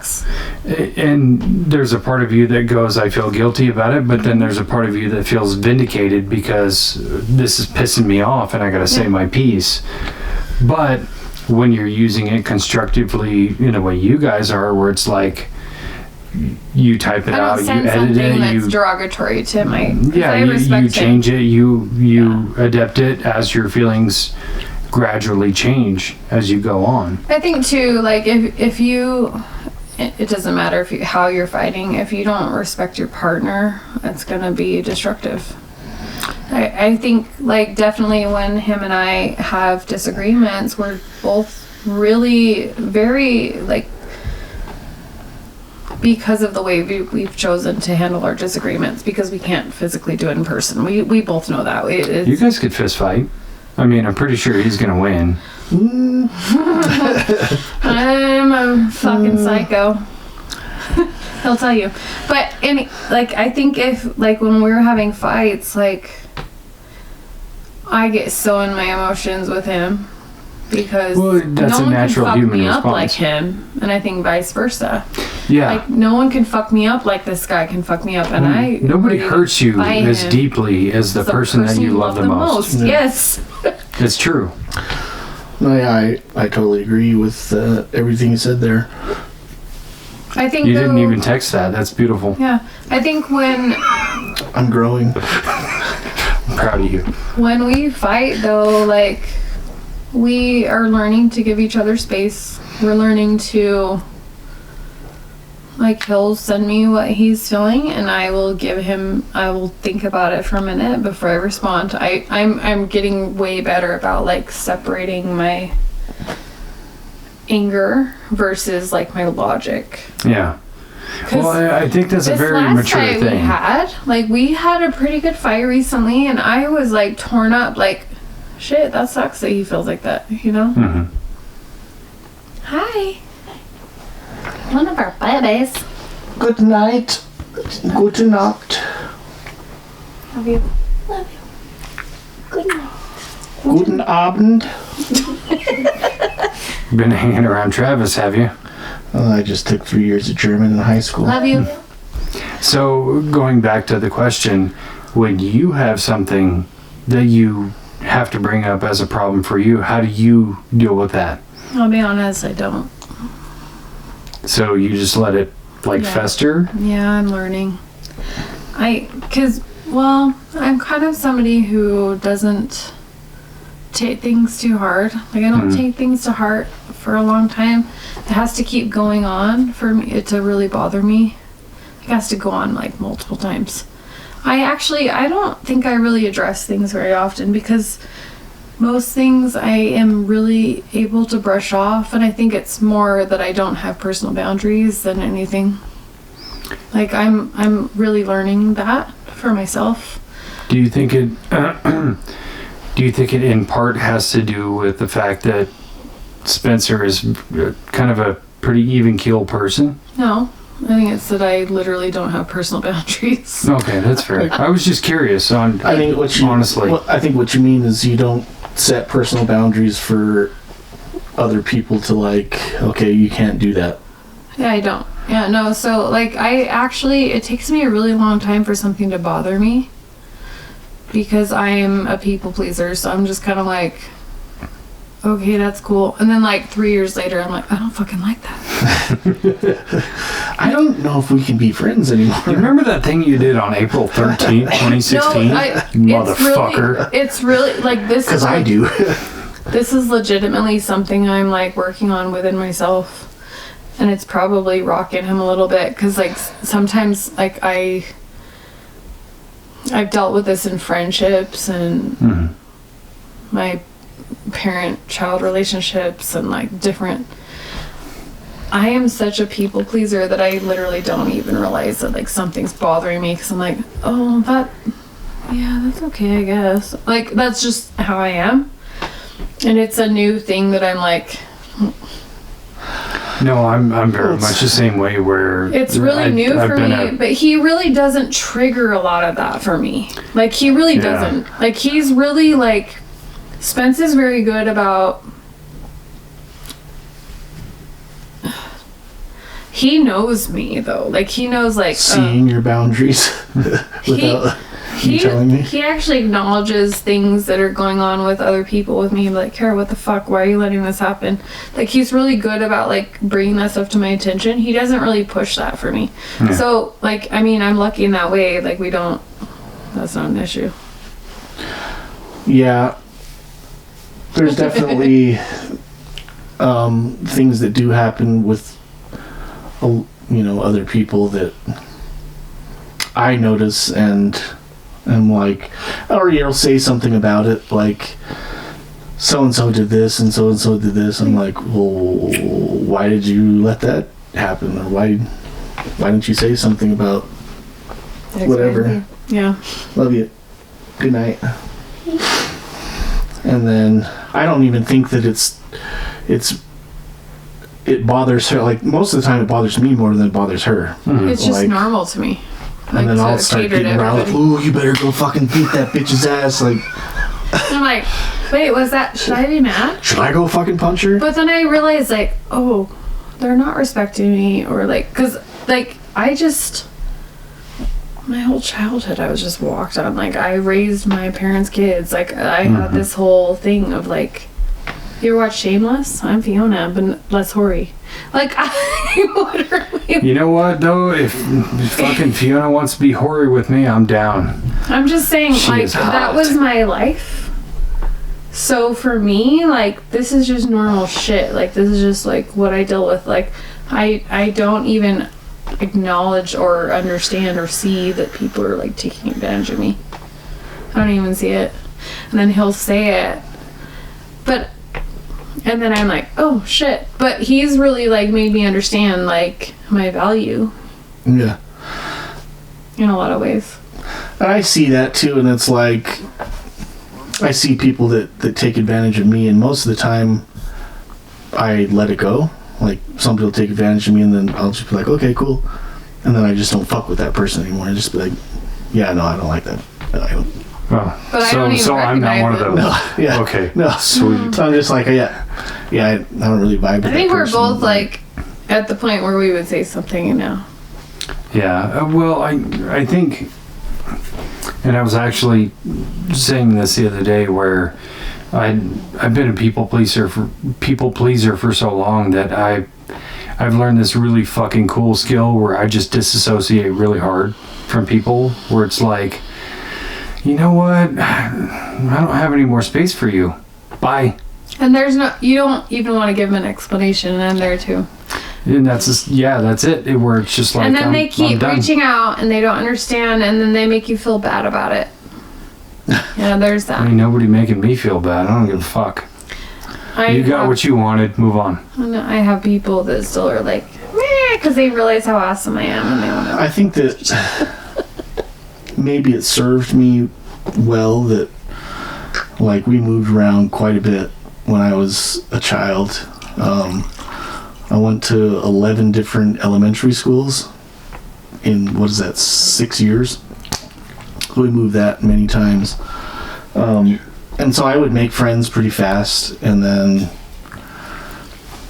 pretty good friends, and then we'd leave, and then we'd just go somewhere else, and then make more friends, and then leave, and then make friends. And so, like, in the past, like, 20 years while we've been together, like, I've had a pretty stable life living in the same places, and I've grown close to people, and, like, people that I hung out with for, like, all day, every day, and then have a break from that, like, that person move away, and I just don't even contact them, like, Yeah. and it's not because I don't care, I just don't think about it, like, I've done that 100 times before. Same. You know? Yeah. And so it's like, even Carol will ask me, like, oh, how's so-and-so doing? I'm like, I don't know. Because I really care. Yeah. Like, how's I have Johnny the doing? same. Good. I think last time I talked to him was He like, didn't call you on our anniversary this year. We got to check on that guy. no, I texted him. Did he get lost in the hurricane? Actually, I sent him a Just so you know, actually. I texted after Ray passed away. I was like, Johnny, I love you. Like, and I meant it as a friend. Like, I love you, buddy. Like, and I think he took it wrong, and he's never contacted us again. But I was like, I love you, buddy. Like, you're a good friend, and I love you. And I'm like, we're all getting older, and if you pass away, I want you to know we love you. Like, and I think he took it wrong. So yeah, there was that. I was like, No, I talked to him I talked to him the day after our anniversary, or oh good, I'm glad. But I sent him something he's not that day reached out of. to me. I think he was like, that was It was like 2 days later, he texted Totally me back and cordial. was like, oh, you sent me that on my birthday. And I was like, oh yeah, it is your birthday. Happy birthday. I So we do got remember married that. on his birthday. So 'Cause his it best was, friend calls us every year. Wait. Best friend? Sorry. Friend formerly known as Best. Hey, he's cool when you'd fucking love him. And they are comedy gold Yeah, together. I get that, but I kind of feel like I need like a T-shirt to commemorate or something. Yeah. Sorry, I didn't know if that would offend you. It doesn't. Yeah. It's fine. It was No, over he's before we cool. met, babe. Don't worry. No, he's cool. Dude, these two, they would vibe. Yeah. No, I believe it. No, I think friendships aren't determined by time or distance. They're determined by connection, right? Mm-hmm. So your real friendships in life aren't determined by, oh, this person was my friend from first grade till 10th grade or whatever. It's determined by who you can call when you're at your lowest, and they'll listen to you, they'll help you, they'll say, I'm here for you, talk to me, or whatever. Those things are important. Yeah. And people who you can't do that with, I do think it's better to disassociate from to some degree of like, we're still friends, but we're not that close of friends. Yeah. You have to establish that own boundary within your own mind to go, this person's my friend, but he's not that kind of friend. Right. Yeah. So that podcast that I sent you, that neurologist lady. Yeah. Brilliant, by the way. So I actually listened to another one of her podcasts with, I can't remember who else she was with, but she was talking about that, like, talking about, like, friendships and relationships, and she was talking about in her own life how it's, like, really she tries to surround herself with the people that are adding value the most to her life. Yeah. Exactly. Yeah. And that dynamic is always changing. Yes. And so it's like people will rotate in and rotate out, and then rotate back in and rotate back out. Yeah. And so she's like, really, I keep a close circle of friends that know that they're rotating and I'm also rotating in their circle. Yeah, but when you come back, it's the same. Right. Yeah. And so it's, I think that's a really healthy way to look at it. So it's not like you have to rely on this one person and they do you wrong and then they're out. But like when you do have that realization that they're not adding value to your energy or to your, what you're trying to do, then what purpose is it for you to spend energy? Can I connect this to marriage too? Yeah. I think that like even couples go through that too. I think you and I went through that. Yeah. Yeah. I think let's dive into that. I think like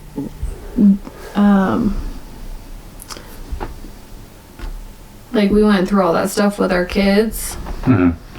And like we were really close for a long time, and then we moved here, and then it has nothing to do with it, but like we moved here, and like that year our daughter started having seizures, and it was just like we both went into survival mode and we weren't connecting with each other again. Like he was like, oh, I gotta just support our family so you can be here with the kids and you can deal with this. And like maybe that's not your perspective, but that's how I felt. He was like, okay, I'm gonna bring in the money so you can take care of this. And that was fine, and I respected it, but it was also like, but wait, now you're gone, and now I'm just dealing with this by myself. Yeah. Yeah. And so we've been going through the cycle for years now. Mm-hmm. Well, it's a hard thing, like. Yeah. Where, but I don't hold any resentment. I respect that a lot, but I think that's kind of like goes back to the like friendship and values. Oh yeah, for sure. Like for me, it was like, okay, well, and I'm just like, what? I can go into work, work some overtime and make a lot of money in a relatively short amount of time. True. And pull in, like, we needed the medical insurance too, so that was a lot just of it. To free up time for you to be able to handle like doctors and like, because it was she's got a neurologist, a spine doctor, Botox, like she's got like 10 different specialists that she sees. Spines. And so it's like an ongoing thing of like, but she was going to all the appointments, and so I didn't really know what the fuck was going on. Like, but we needed his. I would take her, on the days that I had off, I would take her to the appointment, and the doctor would ask me, so how's this going? I'm like, I don't know. Cara, how's this going? Not because I didn't want to know, it's just because I was out of the loop. He didn't know. He was doing the job that brought us the health insurance. To me, it made more sense for me just to go, okay, well, I'll just sign up for more work, let you take more time off so you can go to these appointments. Yeah. You can keep all this shit straight, and I can keep enough money coming in that we can pay for all the shit that we need to have done. Yeah. So it was just me trying to, like, hold this up while you're dealing with her on this platform, and I'm the one that I'm trying to hold it up while you guys are figuring it out. Like, that's where I was coming from. So I wasn't trying to be separating myself, but I didn't see it like that. That's how it ended up being. Like, I didn't see it like that, but at the same time, I was just like, oh shit, I can't do this by myself. No. I think that's kind of the natural flow of events where men feel like, well, if I sacrifice more of my time or my physicality, my body. But keep in mind, I'm still working full time too. Yeah. So I'm doing it all. No, I'm not discrediting that at all. It's just the natural pattern of behavior where men go, I know I can do this and this will help. Versus I don't know how to be like emotionally supportive or handle these things that are much more complicated that my mind can handle. And in my mind, I'm like, I want to take care of him, but now I'm working 20 to 30 hours a week, and I have 3 kids, and one of them I have to go do all this extra shit for. And now, who gets put on the back burner? My spouse. And unfortunately, But that's what we do. That's also part of the sacrifice is That understanding. sucks. And that like, makes him feel like shit, and it makes me feel like shit. And that was something we've dealt with for a long time. So, like, that's our jack off arm. No, but are you also jacking off vigorously, or Yes. this was way bigger than yours? Yeah, like, no, feel it. I mean, I'm a girl. That's a good muscle. Feel it, Dave. It's so hard. Whoa. No, so what I'm saying is, like, I think I'm gonna let it go. you don't have That's to. why I said whoa. Whoa. I don't think that it's. I think we talked about this in all the mental health episodes. Like, I think it's definitely like women and men go the tit for tat thing, but at the end of the day, we were both a team. Yeah. We were both trying, but we didn't communicate enough to like know that we were both trying so fucking hard, and that it was hard for both of us. And I think we were both just like, oh, this sucks. Yeah, that was definitely hard. a misstep in communication of Yeah. like, okay, I'm doing this because this and this, and I'm feeling worn out. How are you? Like, But we didn't do that. we didn't do that. So in Hindsight is 2020, yep.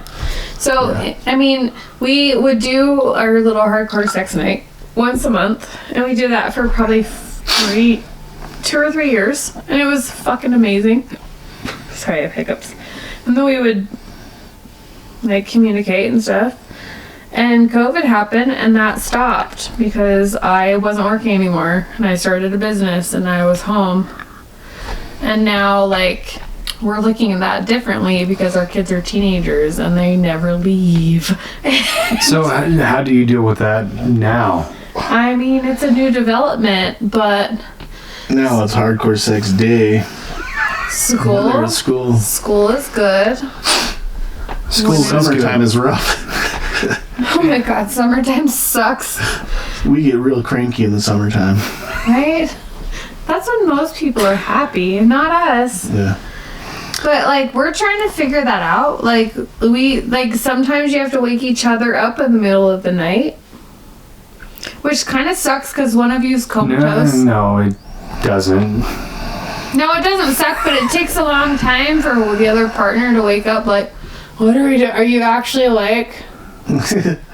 We just did that last night. I do that quite a bit, I guess. We just did that last night where he's like trying to wake me up, and I'm like, I'm really tired. Are you? Come in Tokyo. Come on, I got like, you. I was like, When they respond, and I'm just like, if you're actually into it, I'll wake up. No, you're not. Like, Like, let me fire up the Keurig. Let's go. but you know, you just have to. I think like the older your kids get, or just who cares how old your kids are. Yeah. Like, you have to like set aside time. So You have to figure it out. recently we decided to have an affair. But we had an affair with each other. Well, So fun. we made a Yeah, plan to go on Charlotte a and date. Spank. Yeah. We made a plan to go on a date. I was like, oh, what do you want to do? And it's like, oh, maybe we can go downtown, like go check out a new restaurant, walk around, just hang out. Our talk. old date night. That was our old date night. Yeah, we just go and hang out and It was really fun, by the way. But ride the train and not what we need right now. look at homeless people and be like, losers. But that's rude, so we don't do that anymore. And just then do I was it like, anymore. Yeah, we or do. you know what we We still could do that. do is just tell the kids we're going on a date and just like rent a hotel room right by the house and just bone, dude. And it was kind of a joke, like, And then that'd be 5 funny, minutes right? later, I booked a room. Yeah, 5 minutes later, she sends me the reservation, like, confirmation picture. I was like, oh, that's hella tight. And so then after that, we Because were I just wanted like, to do that forever. started like texting her that like, That I was his mistress. you need to keep this on the low. My wife's gonna find out. And then yeah, it was a whole thing that we did for like 3 or 4 days, just kind of leading up to the whole affair that we had with each other. So, do you feel like that situation, that encounter was So fun. it was equivalent to what you had early on. I don't think it's much different. Like, we have a really healthy sex life. I think it was just a different aspect of what we were doing before. It was just like maybe just a revamp or a remake of the hardcore sex. Reboot. A reboot. It was just fun, like, in the aspect of, like... We were sneaking around, like, instead of sneaking around each other, we were sneaking around our kids. Like, Yeah, I was going to say, instead of like trying to get the kids to bed and sneak around and have this moment, it was like, Our let's kids just never leave. go to bed. they're old enough. They're Yeah, I mean, high they school just came kids. came down to say Our goodnight at kids 11:30. don't So go to bed. Even when you think they're all asleep, no one's actually asleep. And they're like, ew, what are you doing? I'm going to Like, save the jokes. yeah. no one's actually asleep. It's gross. And I think that was really fun for us. Girls for them. We don't really It's not- care. It's not my fault. We don't really care They're anymore. like, lunch is going to be fucking bomb tomorrow. We're making mac and cheese. I remember, like, That's terrible. like recently one of the They're kids just was like, like, spaghetti. one of the kids was like, what are you guys doing? I can hear you breathing. Do you ever watch Family Guy? Not as We much used as I to. should. You know that scene where they put Stewie to bed and he starts dreaming, and it's like Lois and Peter are taking turns taking wax at a tree. Yeah. And then they stop and Lois pulls out a chainsaw and it's like, he's like, oh good, you're using that thing. Yeah. I think, all jokes inside. Inside? Inside. I'm Okay, really aside. drunk. I need to eat some dinner. I have not eaten all day. Holy shit, I went to work for the How whole about day. some mac and cheese? I would love some mac and cheese. You want We'll some cook mac it and on the cheese? firewood stove. You want to give me mac and cheese? I'll take the mac and cheese. I already had that this morning, but I'll have it again. Will you hand me a drink? Oh yeah. Yeah, we did That that this happened. morning. So anyway, I would say that like our hotel encounter I mean, one of those activated waters? some. Which one? The gold one. Thank you. Anyway, I would say that like to anyone listening that like scheduling sex might sound kind of stupid, but it's actually really cool, and I think it's awesome. And it might not be as exciting as like random stuff, but like it's. I think that it's It takes a little in longer. some cases it's I think that it can be more than like, because like if you're thinking about, okay, tomorrow's the day, And then you're excited because you're like, excited oh, how about am I it. gonna like get And sexy then with my partner? And you start you're like, I excited mean, you about go home, you do stretches, dude. Like, Well, and as the Well- girl, like you want, like for me, I'm like, oh, I'm gonna do my makeup and I'm gonna do my hair, and I'm like, what am I wearing? And like, and I'm excited to look good for you. So like, I think that's really important too. Yeah. I forgot my shoes. That's why it wasn't as hot. and I, stretching my calves and hamstrings at work, and eating pineapple and watermelon all day long, just so I can. Shoot my nose. I think there's something to be said for like when you have these moments where you're like, tonight it's going down, no kids, blah blah blah, It's just fun. and then it doesn't happen. Yeah. Versus having a prearranged time of like, where everything's handled. yeah, and we you know that's agreed to your this. time. We Yeah. know it's gonna happen. Like, then you're at work like, fucking. Yep. Getting all limber, Well, do you know how fun that doing was? some though? research on the way home. Like, You got your phone up on the dash, like, yeah. Oh, research of the stuff I sent you. yeah. His answer was so nonchalant, just like, oh yeah, by the way. No, I just think I think even like, I know women don't like to do that stuff, but I think it's really important, like, for yourself and for your partner, like, to take those times and get like dressed up and get like to where you feel confident, like curl your hair, put on your makeup, wash your ass, you know, whatever, and like put on, even if you're not like filming like anything from the bottom down, like just making yourself feel pretty and like confident, like losing your mom face, losing like, you know, like I think that's definitely something that's hard for me. Like I have to like separate myself from being our kid's mother to being his wife. Like I have to like.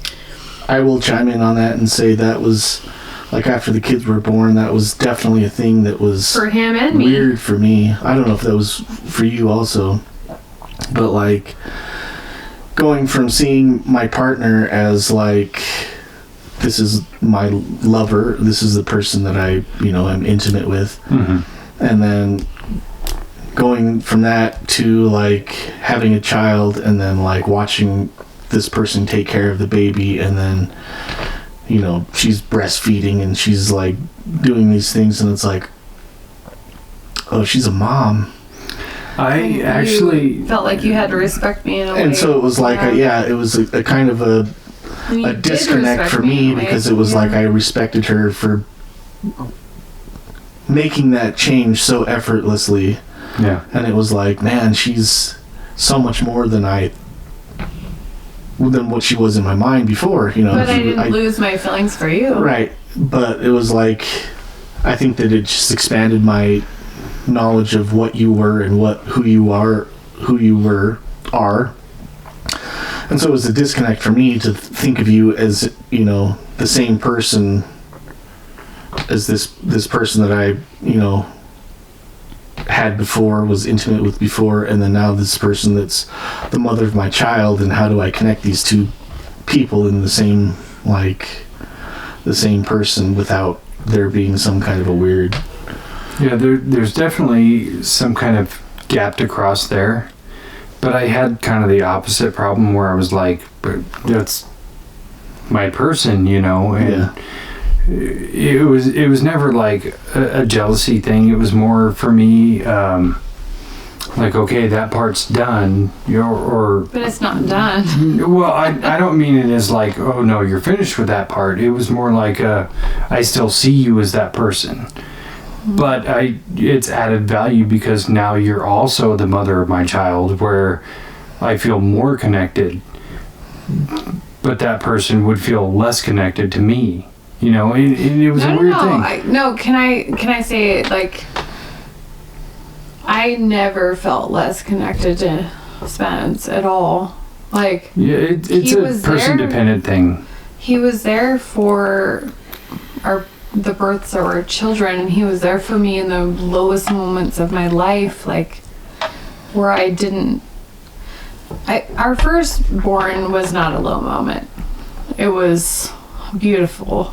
It was amazing. It was, oh my God, it was so beautiful. It was not low at all. But when we had the twins, like that's hard. It was very scary.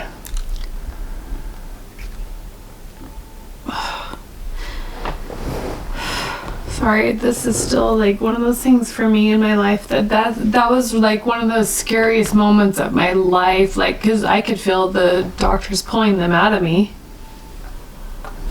You know, that was like one of the scariest things in my life, because I'm sitting here going like, these are his children too, and if they don't make it, is he gonna be okay with me? Mm-hmm. And that's something we've talked about. That was a really hard thing for me.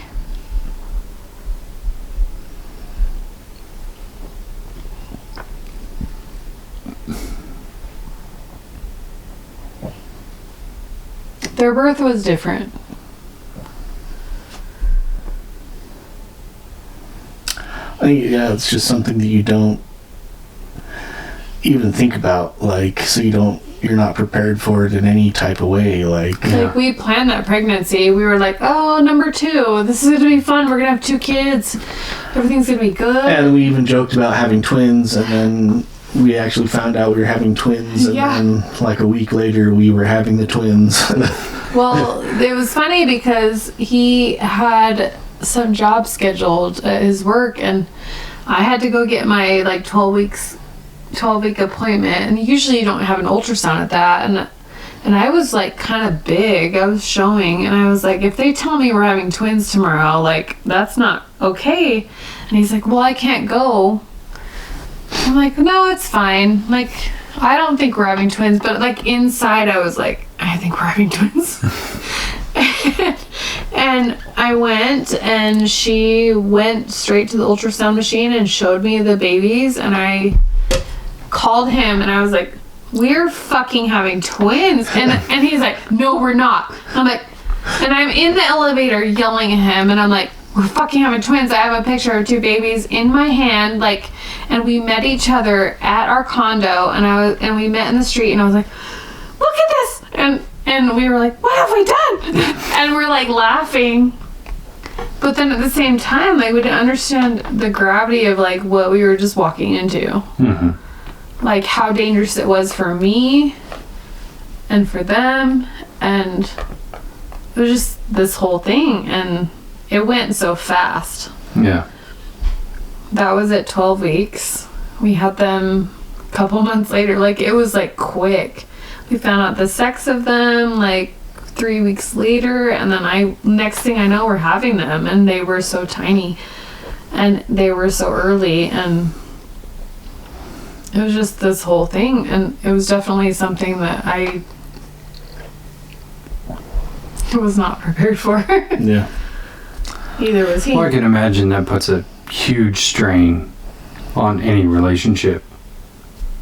Yeah. I think that we were able to bounce back from that was amazing, and I'm really proud of us. Like, we never gave up on each other. I know, like, after I had them, I went through a lot of mental health struggles, like thinking if I would have done something differently, and he was just like my rock. He just let me do it. He let me cry in the worst times when we were trying to like have dates and like having time for us, and I would have meltdowns, and he would just let me do it. And I think that if he wasn't so supportive, I probably wouldn't have made it through that. There were brief moments where I wanted to like do the like old 1920s movie where I just like whoosh, slap I out of know. it, woman. I know. But I didn't do that, so I know. Good for you. no. All right, so one final question to bring it around. Going forward with your relationship after 23 years, is there one thing in particular that you guys have planned or have in your own mind to make your relationship better? I think that the most important thing in a relationship is just communication, whether it's, you know, just checking in on a daily basis. Like, what I mean checking in is just like, how are you doing? And then being honest with your communication in the moment. Like, how are you doing? I'm not okay right now, but that's okay. I feel like crap, but there's nothing really that can be done about that, and I'll get over it. Don't worry. I'm good. Yeah. But I definitely think that like trying to be more open to just honest communication and like not worrying about, I mean, of course I worry about like I don't want to hurt her feelings, and but being able to communicate in a way that isn't hurtful or damaging to what she's feeling at any point. So yeah, communication is key in all things, really. True story. Yeah, I agree with that too. I think that in daily actions you may do things that you don't realize are hurting your partner. And I think that like you need to be 100% receptive to what they're saying to you. even if you don't really understand it, I think that you need to listen and give it time to process, and even if like that wasn't an intention you had, or like if it's something you just don't understand, like everybody has their own things that bother them, and I think that if you aren't receptive, that's really damaging. So I think that like if your partner's bringing something to you that is bothering them, like you really need to listen to that and like step back and try to see where they're coming from and meet them halfway. And part of like just respecting your partner is like, even if you don't agree with that, like just being like, oh, this bothers them, so I need to like rein that in and not do that thing. Yeah. So I think there's a lot of stuff that a person's natural behavior may like draw them to do, like natural responses and natural like behaviors and just things that they don't even think about. I think everyone has stuff like that, like, because it's just something that you are taught that is normal. And I think that like if your partner brings stuff to you that you're not comfortable with, like you need to listen to that and you need to try to work to change those things, because if you respect your partner, like that's important to them, so it should be important to you. I agree. I think both are right 100%, because you have to be able to communicate your issues, but you also have to be able to receive your partner's issues. And sometimes we don't even realize what our issues are. Like in my case, I've just been like somebody who bends over backwards for everything, and so I really am just learning what my issues are. I don't pick fights with him because I don't even realize that that's something that bothers me until like later, and then I'm like, oh, that's annoying, why'd you do that? But it's not something like, as you start to grow boundaries, you're gonna start noticing new things that bother you. And I think as we get older and as we start to get to know ourselves, that you're like, oh, I'm not okay with this. I once was before, but I'm not now. Yeah. And I think that that's so healthy to be like communicating that stuff with your partner, especially as you grow and mature and like you're realizing things about yourself that didn't bother you before, but now they do. And I think that is ever changing, and it needs to be it's communicated. personal growth. It really is, because there are things that you can tolerate early on in a relationship that you cannot tolerate later on, because you don't realize that that's stuff that is negative, or that it grows resentment. Or it's not, you realize like, oh, I was okay with this before, but this is really damaging me, and now I'm not okay with this. So as you, in a long-term relationship, you have to be able to recognize the new things that you're noticing, that you're like, oh, this was unhealthy, and I've let my partner do this for a long time. And you have to be able to like talk about that stuff. Yeah, we talked about this the other night. It was we were talking about like how like there's been times in our relationship where feels like there's a lot of distance between the two of us, and when we come back and reconnect, we keep finding that like, okay, I've changed in a certain way and you've changed in a certain way, but we're both changing in the same direction still. And so that's refreshing to see that like we're growing.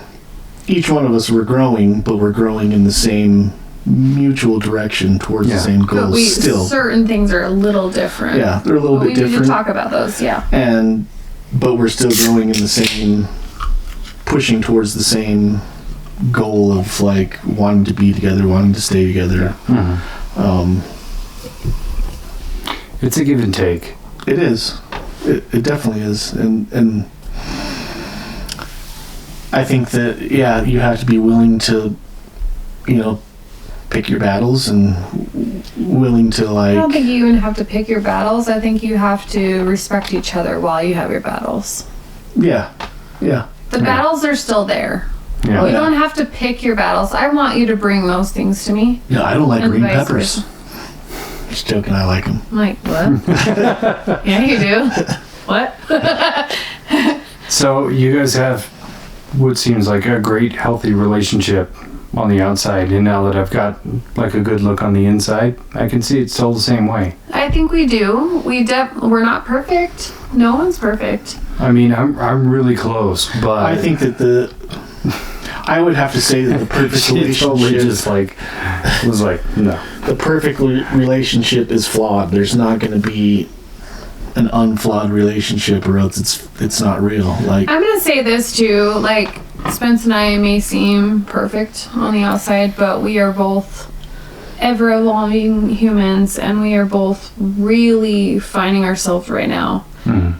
And in that becomes conflict sometimes. Spence and I are feeling really confident in who we are right now, and we are finding more conflict than we have, but we also know how to handle our conflict healthier. Well, it's not about perfection on the outside. It's about the perfection of that you're still trying.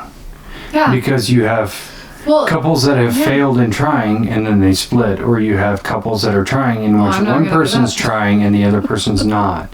It's the fact that you're both trying together. That's what's important. Well, I think in your 40s, you kind of stop giving a fuck about other people's You're in your opinions. 40s? We're both No, 29. I am 22. oh my god, this little hot mama.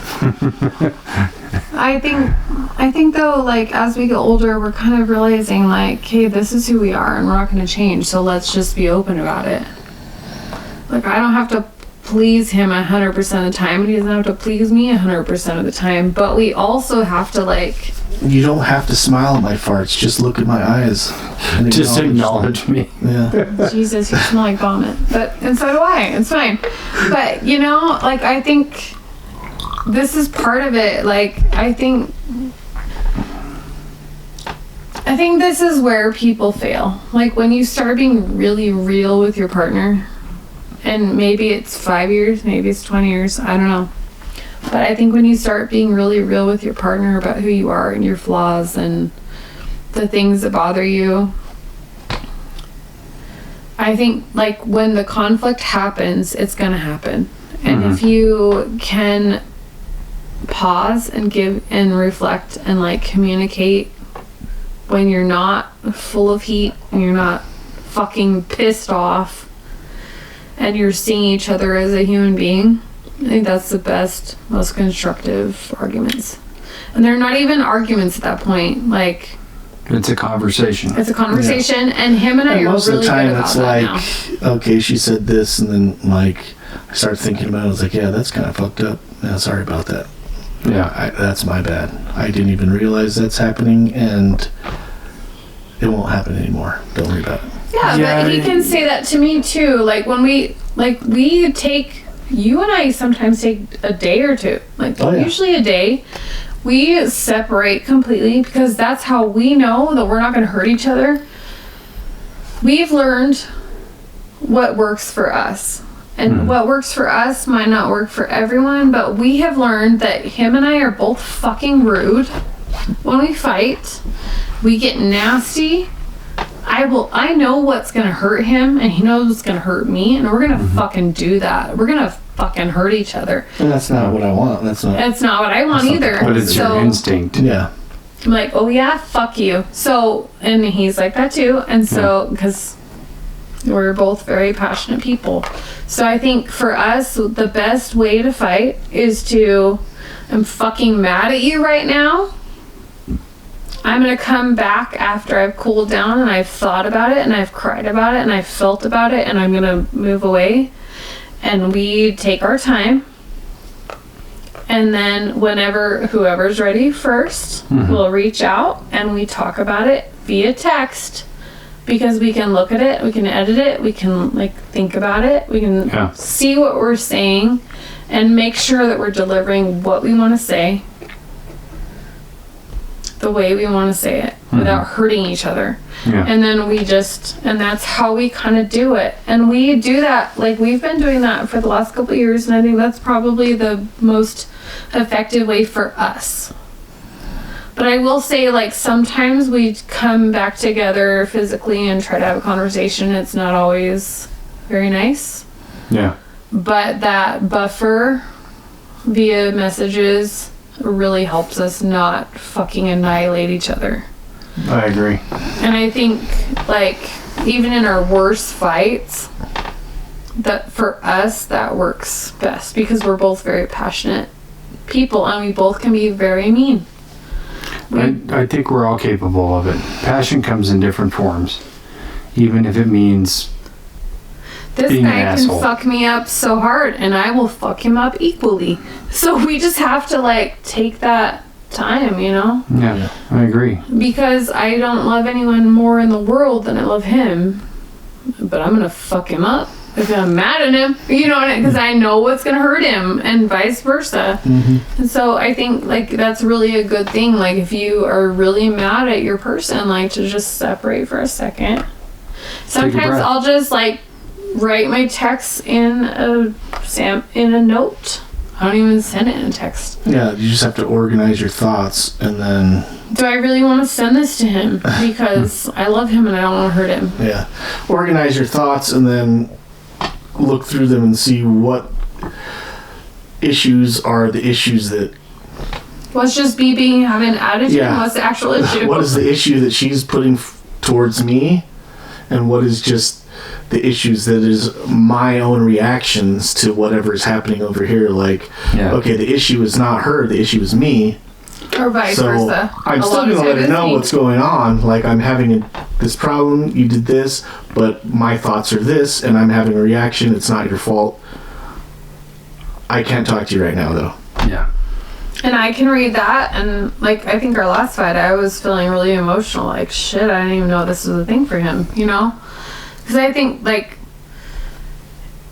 there's a lot of couples, and we are included, that things would happen and then that person would just like shove it down and not talk to them for a while and just be weird for a minute. I don't know anything about that. And then like nothing gets handled and then the other partner's like, what's up with you? Like, okay, you don't like me. And then shit's just weird, but nothing ever gets talked about. Yeah. And then there's like resentments that get built up. I know we've had that. Every couple's had it before they learn healthy communication. Like, and it's just makes it weird. And then you're just like, okay, well, I have fucking no idea why my partner's mad at me or why they're like shutting down or like, and I know I've done that to you too. Like, it's just this weird space, you know? So I think like sometimes you and I are getting so good at communicating. I'm proud of us. Yeah. Same. We're also getting great at communicating. I know. It's like ESPN. I just think it's The like... Ocho. It happens in friendships and relationships and everywhere. It does. Like, Interpersonal communications are all based on communication. And I think, like, at the end of the day, like, if you can't tell somebody, friend or partner or whatever, that you're not happy with what's going on, you're avoiding conflict and there's something in you that you need to work on. Because if there's a relationship worth fighting for, wherever it is, if it's a friend, partner, business, whatever, if you cannot have hard conversations, then why the fuck are you doing it? Like, I agree. You know? So, I 100% know that if him and I are not okay, we can address it and we're going to be okay. Yeah. But if we don't address it, we're not going to be okay. I know that if I come to him, like, he's going to be mad at me for a second or vice versa, but we're going to come out, you know? It might take a couple days, but, like, the hard conversations have to be had, because if you're not fighting for your relationship, you have no relationship. Exactly. And that's with friends, business, your spouse, whatever it is. So I agree, and I think that's the perfect note to close on. Like, if it's worth going through the hardships and the pains of those awkward conversations where people are angry at each other and being mad and yelling and calling names and saying the most hurtful shit you could think of, if you can go through that, it's worth it. If you can't go through that, it's not worth it. Yeah. And I think there's definitely times when you can choose that it's not worth it. If they're not valuing you and respecting you, then you can walk away. I agree. If they're not willing to own up to their shit and they're not willing to fix it, then it's completely healthy to walk away, and that's fine. Accountability is yeah, if someone's abusive, you don't thing. have to stay in that relationship. There's got to be a mutual acceptance of like wanting to fight for it, or like, If there's not I want mutual to fight respect, for yeah. this relationship and you don't give a fuck, then it's pretty obvious, you know. Or if Yeah. the fight is like just not respectful, if it's abusive, like I want to address that too. Before you end, there's definitely situations where you are beating a dead horse and it's abusive and you need to walk away. And I think there's a very fine line between that, and if you can't find,